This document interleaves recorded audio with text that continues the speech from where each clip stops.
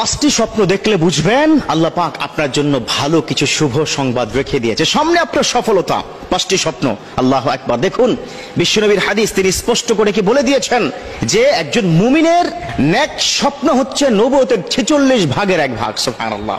স্বপ্নে কিন্তু নবীর উপর কিন্তু কোরআনের আয়াত নাজিল হয়েছে। স্বপ্নটা খুব ইম্পর্টেন্ট। পৃথিবীর মধ্যে সবচাইতে স্বপ্নের তাবির করতে পারতেন হযরত ইউসুফ আলাইহিস সালাম, তারপরে তাবির করতেন বিশ্বনবীর যুগে হযরত আবু বকর রাদিয়াল্লাহু তাআলা আনহু। যে পাঁচটি স্বপ্নের কথা আমি আজকে বলবো, ইটস দ্য মোস্ট ইম্পর্টেন্ট। যখনই আপনি দেখবেন তখনই আপনি খুশি হয়ে আল্লাহর দরবারে শুকরিয়া জ্ঞাপন করবেন, কারণ আল্লাহ পাক নিজে বলেছেন লা ইন শাকারতুম লা আযীদান্নাকুম ওয়া লা ইন কাফারতুম ইন্না আযাবি লাশাদীদ। O my servant, whenever you get something, তুমি যদি কিছু পেয়ে যাও এন্ড তুমি যখন শুকরিয়া জ্ঞাপন করো, if you gratitude to me I will increase you lot. যদি তুমি আমার শুকরিয়া জ্ঞাপন করো আমি তোমাকে বৃদ্ধি করে দেব, সম্মান, তোমার সুখ, তোমার শান্তি, তোমার সম্পদ সব বৃদ্ধি করে দেব। পাঁচটি স্বপ্ন যখন দেখবেন কি করবেন? আল্লাহ শুকরিয়া জ্ঞাপন করবেন। আর 1 নম্বর স্বপ্ন হচ্ছে যখন আপনি স্বপ্নে দেখবেন কন্যা সন্তানের বাবা হয়ে গেছেন। সুবহানাল্লাহ। আমার বিশ্বনবী কি বলে দিয়েছেন, আল্লাহ পাক তার উপর সবচাইতে বেশি খুশি হয় যার ঘরে প্রথম কন্যা সন্তান দান করে। সুবহানাল্লাহ। এজন্য কন্যা সন্তান যখনই হবে তখন খুশি হয়ে যাবেন। কি হবেন?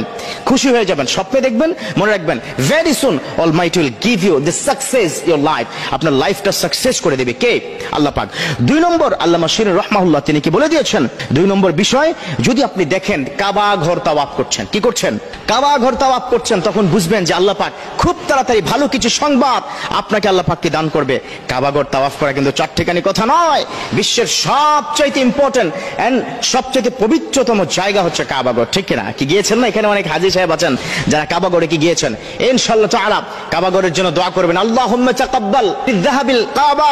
আল্লাহ তুমি আমাকে কাবা ঘরে যাওয়ার জন্য তুমি কবুল করে নাও। সুবহানাল্লাহ। তাহলে যখন স্বপ্ন দেখবেন তখন বুঝবেন যে খুব দ্রুত আল্লাহ আপনাকে ভালো কিছু নিউজ দিবে।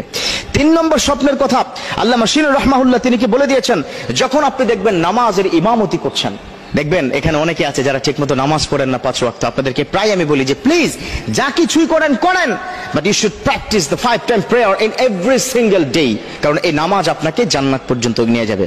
কি হাদিস কি জানা নাই সবার? as-salatu মিফতাহুল জান্নাত, the Salah is the K for the জান্নাত। জান্নাতের চাবি হচ্ছে কি? নামাজ। 4 নম্বর স্বপ্ন হচ্ছে কোরআন তেলাওয়াত করতে দেখতে।